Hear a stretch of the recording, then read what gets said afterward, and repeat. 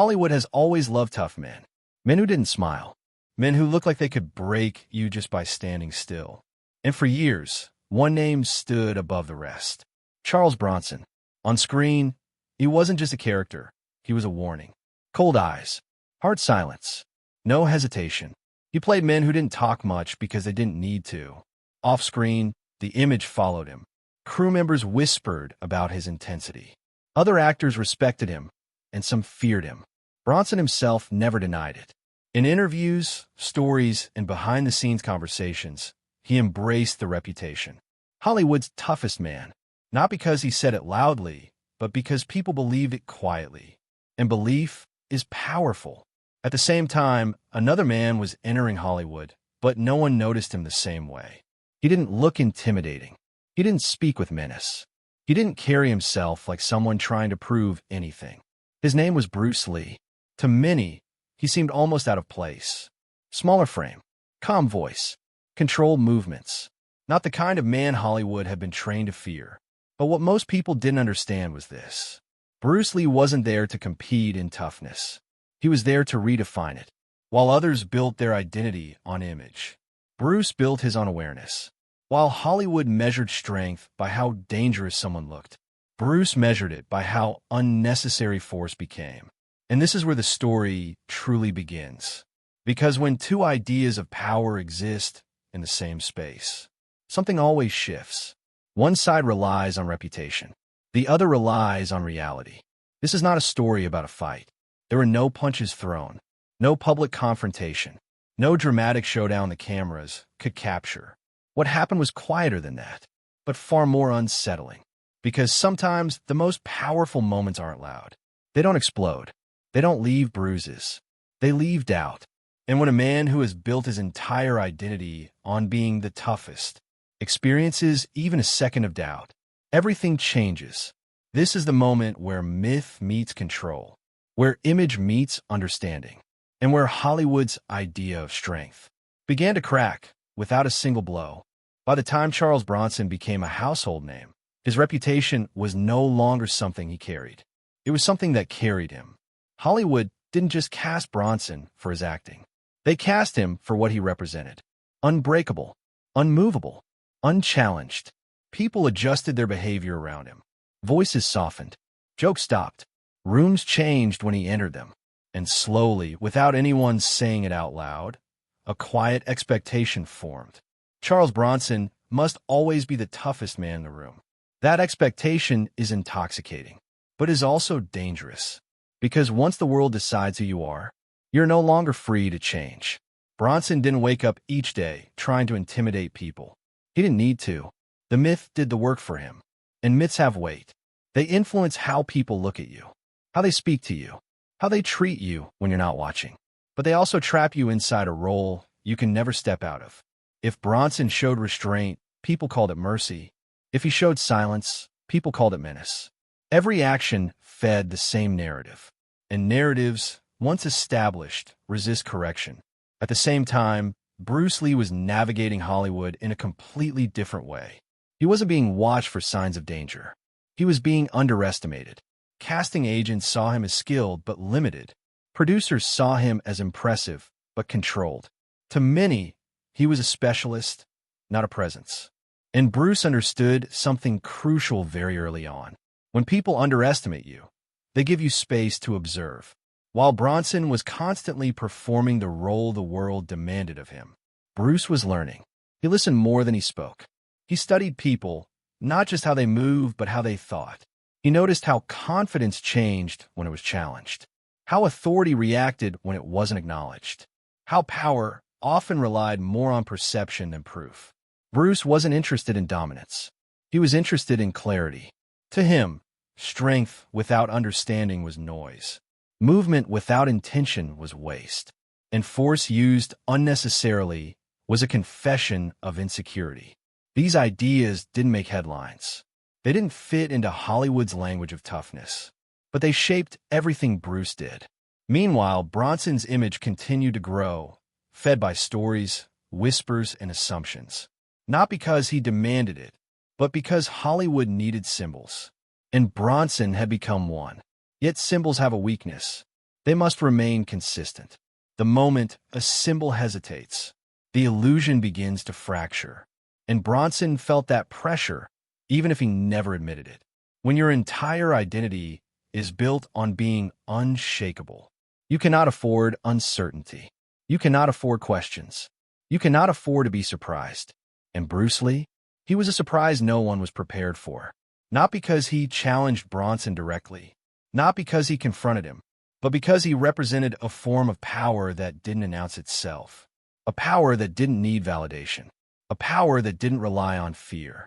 Two men, two philosophies, one shaped by reputation, the other shaped by awareness.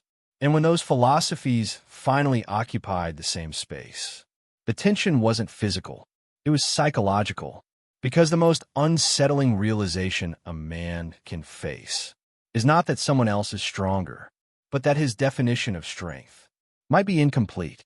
Hollywood sets are usually loud places. Lights hum, crew members shout directions, conversations overlap, egos collide. But on this particular day, something felt different. It wasn't obvious at first. There was no announcement, no dramatic entrance, just a subtle shift in the atmosphere, the kind people feel before they understand it. Charles Bronson was already there. When Bronson entered a room, he didn't need to speak. His presence did the work for him. People adjusted their posture. Eyes followed him, then quickly looked away. It wasn't fear exactly. It was awareness. The kind that comes from knowing someone's reputation long before you meet them. Bronson stood where he always did, calm, controlled, grounded. He wasn't trying to dominate the space. He simply occupied it, and the room shaped itself around him. Then Bruce Lee arrived. No disruption, no change in volume, no sudden attention. If anything, his entrance almost went unnoticed, and that, in itself, was revealing. Bruce didn't scan the room for reactions. He didn't look to be acknowledged. He moved with an economy that suggested intention, not urgency. While others announced their presence through noise or posture, Bruce announced his through stillness. At first, there was no interaction, just proximity. Two men sharing the same space, carrying very different energies. Bronson's presence was heavy, built on years of expectation.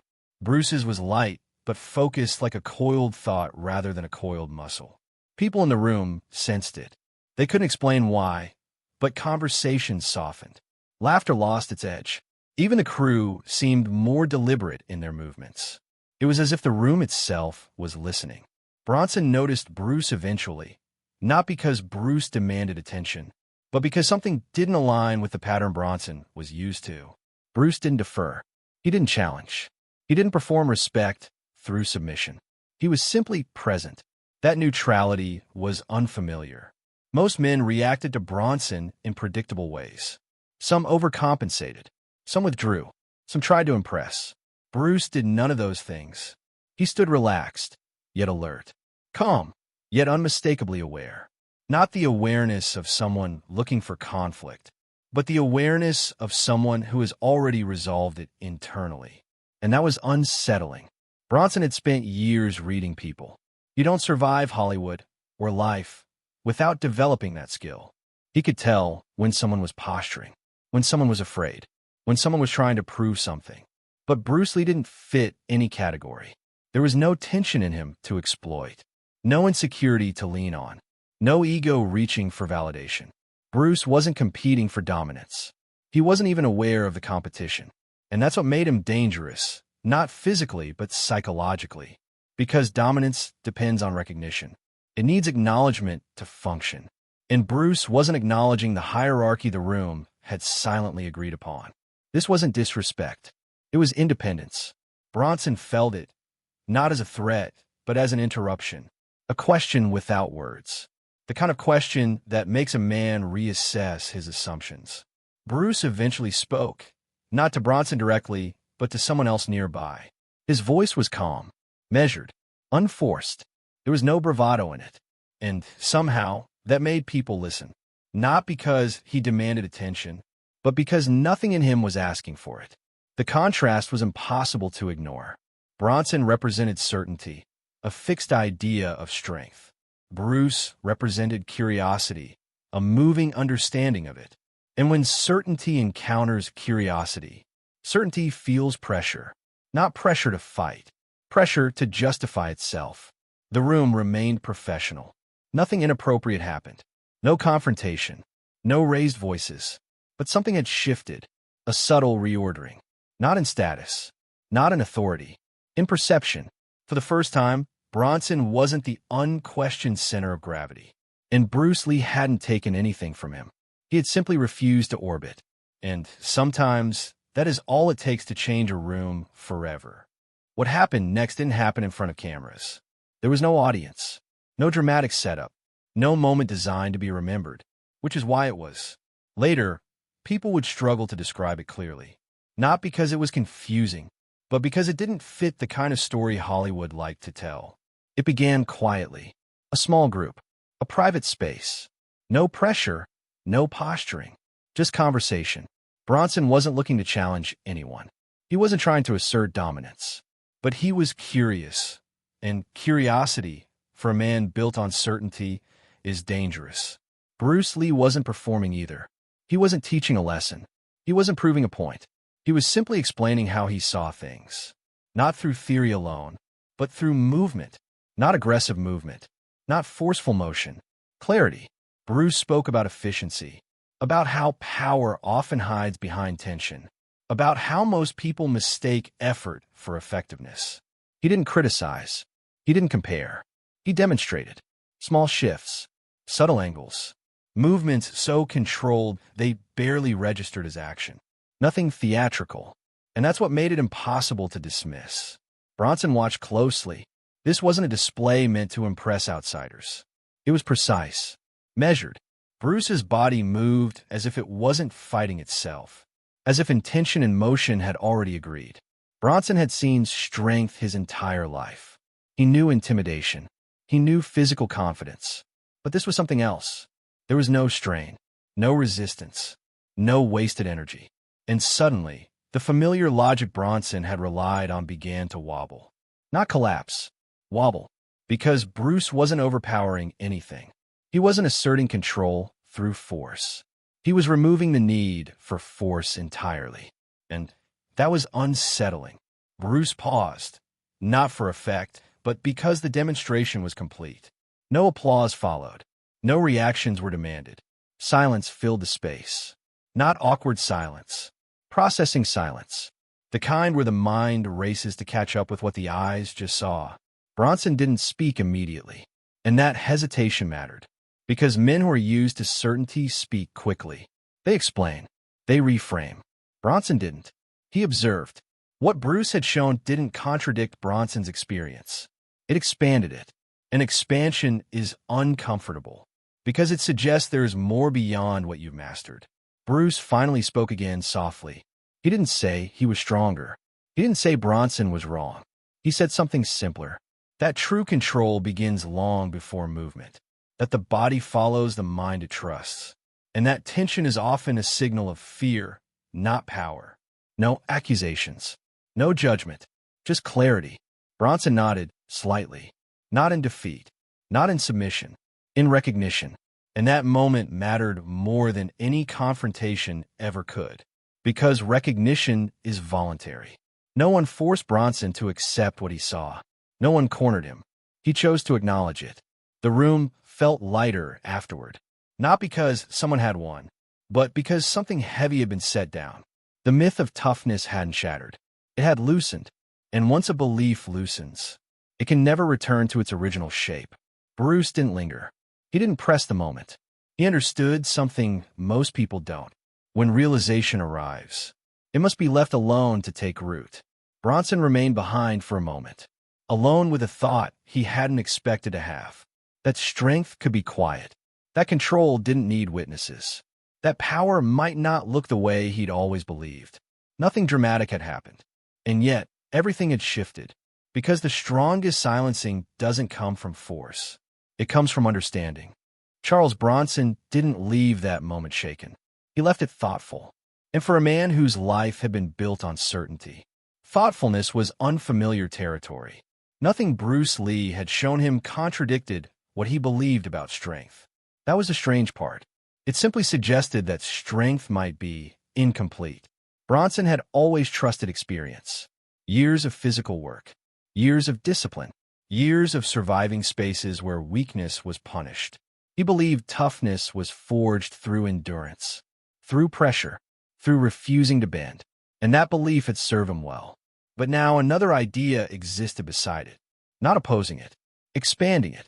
The realization didn't arrive as a dramatic revelation. It settled slowly, like a thought that refuses to leave. In the hours that followed, Bronson replayed the moment in his mind. Not the movements, but the absence of strain behind them. Bruce Lee hadn't looked tense. He hadn't looked aggressive. He hadn't looked like someone proving a point. He had looked settled. That unsettled Bronson. Because Bronson knew effort. He knew grit. He knew the feeling of pushing through resistance. What he had seen wasn't resistance being overcome. It was resistance being avoided. And avoidance, in Bronson's world, had always sounded like weakness. Until now, the question began to form quietly. What if the strongest man isn't the one who can endure the most force, but the one who needs the least? That question didn't threaten Bronson's identity, but it challenged its boundaries. And boundaries are where growth either happens or gets rejected. Bronson had spent years protecting an image the world had given him, an image he hadn't fully chosen, but had learned to inhabit. The tough man, the silent man, the man who didn't need to explain himself. That image had power, but also had weight. And now, for the first time, Bronson wondered if he had been carrying more than necessary. Bruce Lee's philosophy didn't demand Bronson become something else. It didn't ask him to abandon who he was. It simply suggested refinement. Less tension, more awareness. Less reaction, more intention. Bronson recognized that refinement was harder than resistance. Anyone can hold a line and refuse to move. Very few can adapt without feeling diminished. And adaptation requires humility, not the performative kind, but the quiet acceptance that learning never ends. Bronson didn't talk about the moment publicly. He didn't turn it into a story. He didn't let it feed the rumor mill. Some realizations are too personal to perform. Instead, the shift showed itself subtly in how he observed others, in how he responded to pressure, in how he understood control, not as domination, but as steadiness. Bruce Lee hadn't taken anything from him. That mattered, because the fear most men carry isn't of being defeated. It's of being reduced. Bronson didn't feel reduced. He felt clarified. The strongest beliefs aren't the ones that survive challenge. They're the ones that grow from it. And Bronson's understanding of strength grew that day. Not outwardly, not visibly, but internally. And internal shifts last longer than public victories. Bruce Lee never followed up, never asked what Bronson thought, never sought validation. That, too, was a lesson. True confidence doesn't need closure. It trusts that understanding will arrive on its own schedule. And for Bronson, it did. Quietly, gradually, permanently. This wasn't the end of his toughness. It was the refinement of it. Because the most dangerous myth about strength is that it must always look the same. And once a man realizes that, he doesn't become weaker. He becomes free. Change doesn't always announce itself. Sometimes it moves so quietly that even the person changing doesn't realize it at first. For Charles Bronson, nothing about his life visibly transformed overnight. He didn't soften his roles. He didn't abandon the image Hollywood expected of him. On screen, he was still the same man audiences recognized, controlled, grounded, unshaken. But something beneath the surface had shifted. Those closest to him might not have had the language to explain it, but they could feel it. Bronson seemed less reactive, less compelled to assert himself through presence alone. He still commanded rooms, but the command no longer relied on tension. It relied on calm. This wasn't weakness. It was efficiency. Bronson had always been disciplined, but now that discipline had direction. He listened more, not because he had to, but because he wanted to understand. The difference is subtle and powerful. Hollywood continued to feed its stories. Whispers of toughness, legends of intimidation. But Bronson no longer needed those stories to reinforce who he was. And when you no longer need a story, you stop living inside it. That freedom changes how you move through the world. Bruce Lee, meanwhile, continued his own path, mostly unseen, but deeply influential. He wasn't collecting trophies or public validation. He was shaping ideas through teaching, through philosophy, through example. Bruce understood something few people did. Influence doesn't require proximity. A single moment of clarity can outlast a lifetime of noise. The encounter between Bronson and Bruce didn't become a headline. It didn't turn into a rumor mill spectacle. And that was appropriate, because the lesson wasn't meant for the public. It was meant for the individual. Bronson carried it forward in small ways. In how he prepared for roles, not just physically but mentally. In how he approached pressure, responding instead of resisting. In how he understood control as stability, not dominance. These were refinements, not reversals. And refinements are the mark of mastery. Bruce Lee's philosophy was never about overpowering others. It was about removing excess, physical, mental, emotional. That idea began to echo subtly in Bronson's life, not as imitation, but as integration. And integration is deeper than influence. Hollywood itself began to change slowly, not because of one encounter, but because ideas were shifting. Audiences started responding to different forms of strength. Presence mattered more than volume. Control mattered more than aggression. Bruce Lee would eventually become the symbol of that shift. But long before that, he was already planting seeds. Bronson's legacy didn't diminish because of this moment. If anything, it became more grounded. True toughness isn't fragile. It doesn't shatter when challenged. It adapts. And adaptation is the clearest sign of confidence. What Bruce Lee had shown wasn't a superior way of being. It was a broader one, a way that allowed strength and awareness to coexist. Bronson never spoke publicly about being silenced, because nothing had been taken from him. Silence implies loss. This was gain, a widening of perspective, a quiet upgrade. And upgrades that happen internally don't need witnesses. They reveal themselves over time, in restraint, in composure, in decisions that don't need to be announced. The world often misunderstands power. It looks for volume, for spectacle, for dominance. But the deepest form of power is influence without force. And that is what Bruce Lee embodied, not just for Bronson, but for an entire generation that would later realize the strongest man in the room is rarely the loudest, and the most lasting victories leave no visible mark.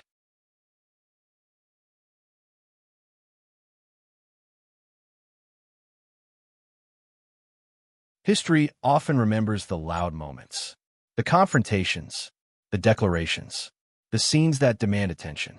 But the moments that truly change, people rarely announce themselves. They linger. Charles Bronson continued to be remembered as one of Hollywood's toughest figures. That never changed. The roles, the presence, the unmistakable gravity he carried on screen. Nothing about his legacy was erased, but something important was added. A quiet understanding that strength doesn't need constant confirmation. Bruce Lee, on the other hand, would eventually become something far larger than a martial artist or actor.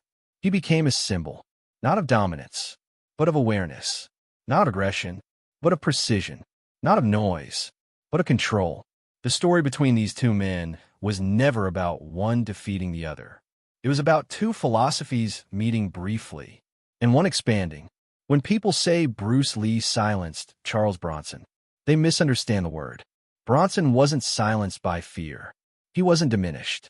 He wasn't exposed. He was quieted by recognition. And recognition doesn't humiliate. It humbles. There's a difference. Humiliation shrinks you. Humility sharpens you. That is the silence that lasted. The silence that comes when certainty realizes it doesn't have all the answers. Hollywood never filmed that moment. There is no footage, no proof to replay. And maybe that's fitting, because the most important shifts in life don't happen on camera. They happen in the space between belief and understanding. Bruce Lee didn't walk away claiming victory. He didn't collect admiration. He didn't build a story around the encounter. He let the moment remain what it was, a private exchange of perspective. That restraint is why his influence endured. Because true power doesn't insist on being recognized. It allows recognition to arrive on its own. Charles Bronson never stopped being strong, but he may have stopped needing to prove it. And that is a rare evolution. Most people spend their lives defending an identity they didn't consciously choose. They protect it. They perform it. They exhaust themselves maintaining it. Very few allow that identity to grow. Bronson did, quietly. And Bruce Lee continued to move through the world with the same philosophy he always had. Be adaptable. Be aware. Remove what is unnecessary. That idea outlived both men. It moved beyond Hollywood, beyond martial arts, beyond physical strength.